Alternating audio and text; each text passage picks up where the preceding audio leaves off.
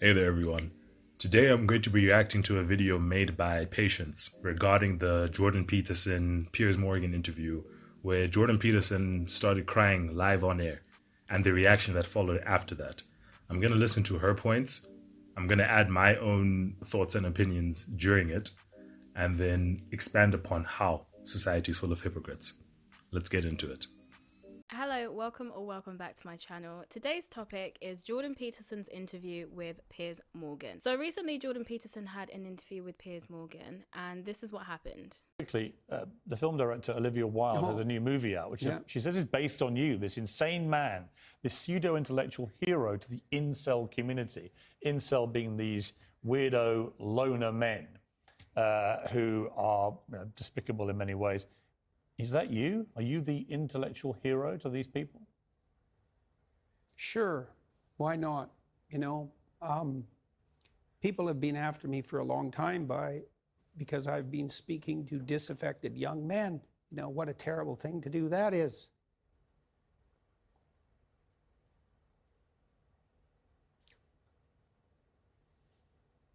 I thought the marginalized were supposed to have a voice. It's making you emotional. Talk about that. Well, God, And that's a very good point Jordan Peterson makes. I thought the marginalized was supposed to have a voice. We hear about it all the time, that we should be supporting minorities, marginalized groups. This so-called incel community is marginalized, and then you find Jordan Peterson, he's just trying to give them a voice. Just trying to say, look, we're not trying to say that, oh, because I'm a man, a woman must be attracted to me. No, these are guys that are genuinely struggling out there in life. There's a reason why you find that now more than ever, people in general are lonelier than ever before in human history. And Jordan Peterson is just simply being the voice for them. And me looking at him crying like this right now, he's not crying for himself. He was feeling the pain of others. That's why he cried. Because can you imagine how many, what you call comments, messages, hate mail that Jordan Peterson gets? I'm sure he hears all kinds of people saying to him, you know what, I'm so grateful for what you do. And then the opposite, you find people saying, I hate what you do. I think, like Piers Morgan insinuated, you're an incel leader, or Olivia Wilde saying that you're a horrible human being. That eventually does weigh down on someone. And then him crying on air, I don't think those tears are his. Those are tears for all the men and all the people that keep messaging him, and he's feeling their pain. It's very difficult to understand how demoralized people are. And certainly many young men are in that category. And you get these casual insults, these incels. What does it mean? It's like, well, these men, they don't know how to make themselves attractive to women who are very picky, and good for them. Women, be picky. That's your gift, man.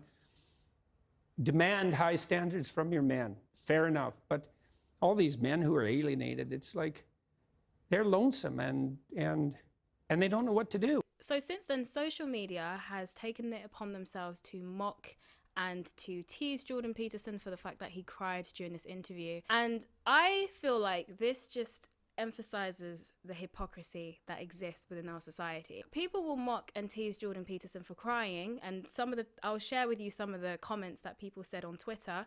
Obviously it was on Twitter, where else? So one user said, does Jordan Peterson take estrogen? I can't imagine someone who purports to have so much testosterone crying this often scientifically. Someone else said, is anyone else sick of seeing Jordan Peterson crying on TV every day? It's ridiculous. The right wing thinks he's an expert in mental health. This guy is nuts. And then one other user said, I'll tell you something that's not so funny. Right now, Jordan Peterson is at home crying like a little girl. And right there, that's the first step. That's the first reason why our society is full of hypocrites. How often do we get the message on media, in TV shows, in movies and music nowadays where they say, you know what, men, we want men that are more emotionally vulnerable, men that actually show emotion, men that are more in tune with who they are. But here's Jordan Peterson crying on air because he feels the pain and the sorrow that these so-called incel people go through, and he's being criticized and mocked and literally called, you're crying like a little girl. Imagine Jordan Peterson, if Jordan Peterson had said that, if he said, oh, look at you, you're crying like a little girl, he was going to be absolutely destroyed on Twitter. But then again, Twitter is, Twitter's Twitter. But then you find these people online making fun of the fact that he's crying. And these are the same people who will shout and scream and say, oh, toxic masculinity, toxic masculinity. The hypocrisy is real. Now, naturally, you'd understand why I found this to be very confusing, because we're also a society that simultaneously says things like this. Because I just think this toxic masculinity that, this stiff upper lip is really damaging. What are we telling boys? And then when you look at rates, it's become an epidemic. This is dangerous discourse, really, I would say. All it does is just highlight the hypocrisy that exists within our society. People will preach all day about how bad toxic masculinity is and how men should be more in touch with their emotions and should be more in touch with their sensitive side. But because you disagree with a man's politics, you think he's free game for you to mock and ridicule and call him a little girl, or say that you think he's taking estrogen. And so basically reinforcing the same gender stereotypes that you claim to be working so hard to fight against. But this isn't a surprise to me, because I've seen this kind of thing over and over again. These are the same people who will say things like, we need to uplift the voices of black women, unless of course that black woman is someone like Candace Owens. It's all Patience makes a good point over here. You find so often in society and media, for example, let's say I had started off this video. I started off this video by saying that, you know what? I believe more women should be in positions of power. There should be more women that are speaking out, and there should be more women that are in leadership positions. Drop the bass.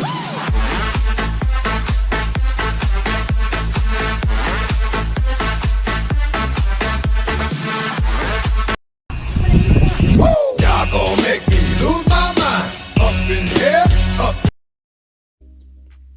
Fair game, right? I'm pretty sure most people, especially liberal media, will be saying, wow, TG, you're being very progressive, being absolutely very progressive. But the minute I now say, yes, and we should have more people, women in power, we should have more leaders, we should have women like Candace Owens, Giorgia Meloni, Chantel Simone, Pink Book Lessons, Michelle McDaniels, and basically all the types of women that the liberal society doesn't want, we should have them in charge. You will quickly see that reaction will completely turn.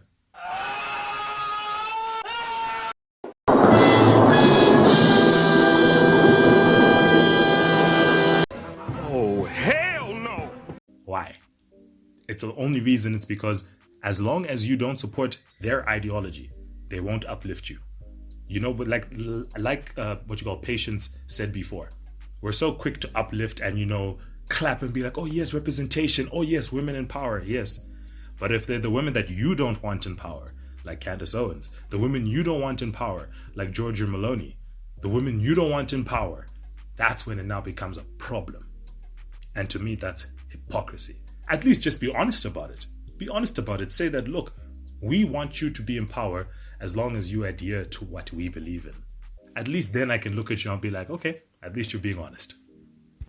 It's all about screaming about representation and how we need to have black voices, unless those black voices are conservative. Then you can call them a coon and Uncle Tom and every racial slur you want to, because they disagree with your politics, so now they're free game. These are also the same people who say that they stand for trans people and believe in trans rights, unless of course that trans person is, say, a Blair White or a Buck Angel or a Caitlyn Jenner or anyone who doesn't agree with their agenda. The same people who say that we need to have more women in charge because that would be better for societies, while simultaneously being adamantly against the woman who's about to become the Prime Minister of Italy because she believes in more conservative values. And I want to further elaborate on that point about Giorgia Meloni, the now new Italian Prime Minister. The way the media has been portraying her has honestly baffled me, absolutely baffled me. If you go online, if you type in her name, without fail, you find that she is labeled as immediately far right-wing leader Giorgia Meloni, fascist leader Giorgia Meloni. The media is desperately trying to paint her in a bad picture. They're trying to paint her in the same picture as a Stalin. That's what they're trying to do. And all for the reasons that all she is promoting is God, country, family. I'm going to play you a speech that she made in 2019 when she was at the beginning of her journey leading towards now becoming the new Italian Prime Minister. And literally from this speech, you find that all she's really promoting is God, family, and country. And she got attacked for it and got vilified for it even till now. Wait, listen to this. Potrei farne tante altre di queste domande. A monte c'è quella che ci facciamo oggi: perché la famiglia è un nemico? Perché la famiglia fa così paura? C'è una risposta unica per tutte queste domande: perché ci definisce, perché è la nostra identità, perché tutto quello che ci definisce in questo tempo è un nemico, perché vorrebbe che non avessimo più un'identità e che fossimo solamente schiavi, consumatori perfetti. E allora è sotto attacco l'identità nazionale, è sotto attacco l'identità religiosa, è sotto attacco l'identità di genere, è sotto attacco l'identità familiare. Non devo potermi definire italiana, cristiana, donna, madre, no. Io devo essere cittadino X, genere X, genitore 1, genitore 2, devo essere un numero. Perché quando sarò solamente un numero, quando non avrò più un'identità, quando non avrò più radici, allora sarò lo schiavo perfetto in balia della grande speculazione finanziaria, il consumatore perfetto. Questa è la ragione per la quale oggi noi facciamo tanta paura. Questa è la ragione per la quale oggi questo appuntamento fa tanta paura. Perché non vogliamo essere dei numeri, noi siamo qui per dire che noi non siamo dei numeri, noi difenderemo il valore della persona umana, di ogni singola persona umana, perché ognuno di noi ha un codice genetico unico e irripetibile. E questo, piaccia o no, ha del sacro. Lo difenderemo Dio, la patria e la famiglia, che fanno tanto schifo a qualcuno. Lo faremo per difendere la nostra libertà, perché noi non saremo mai schiavi e semplici consumatori in balia della speculazione finanziaria. Ecco la nostra missione, ecco perché oggi sono venuta qui. Scriveva Chesterton ormai più di un secolo fa. What most of you may not be aware of, this speech, along with her other speeches where she's promoting God, family, and country, YouTube tried to actually censor her. They tried to censor it, they tried to take down her speech, they tried to limit her message.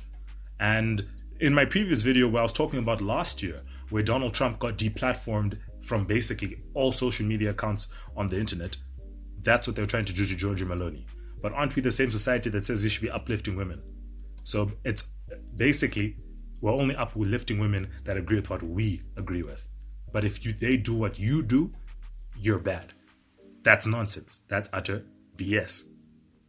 All of this tells me that the people who claim to care so much about women or ethnic minorities or LGBT people or men's mental health don't really truly care about that, because they're not very consistent. Because if you truly cared about these issues, then you should just care about the issues. Why do you only care about those issues when that person adheres to your ideology and your political perspective? Because the moment they don't agree with your political perspectives, then they're free game. Like, you can disagree with Jordan Peterson and what he says or his politics and stuff. That's absolutely fine. If you disagree with it and you have counter arguments for the things that he says, that's fine. But it's just hilarious that the same people who claim to care so much about mental health and care so much about men fighting toxic masculinity and how men should feel more comfortable to express themselves emotionally and be able to cry will use that same vulnerability against that man if he does something that they don't like. It's just... Yeah, and Patience is spot on. You find that literally at the beginning of this video, Jordan Peterson, he was vulnerable. He got mocked for it. But then if Jordan Peterson was to go to the other extreme and be stoic, not show his emotions, oh, you're being toxic masculinity, there's no winning here. There's absolutely no winning here. It's so hypocritical, it irritates me so much. It's so hypocritical, and I just can't take any of it seriously anymore. The same people who will terrorize you online are the same people who will put in their bio #BeKind. Or the same people who will say racial slurs against black conservatives are also the same people who put #BLM in their bio.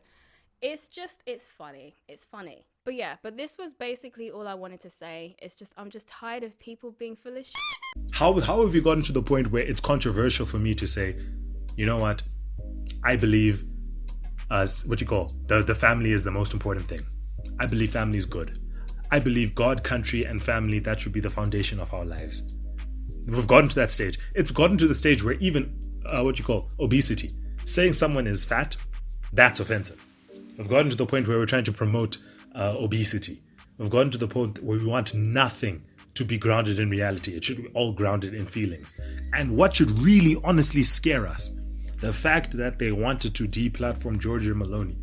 Like I said in the Donald Trump video, we're getting to the stage where, look, they are going to continue deplatforming people if you do not adhere to what they want.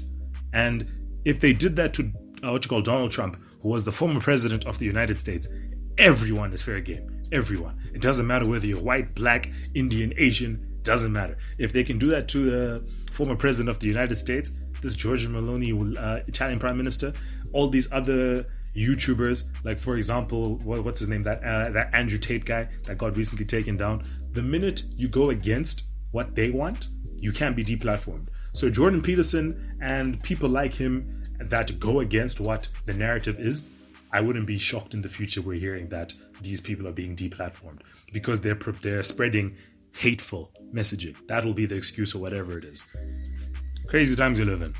But that's going to be it for this video. I hope you guys enjoyed it, and I'll see you all in the next one. Cheers.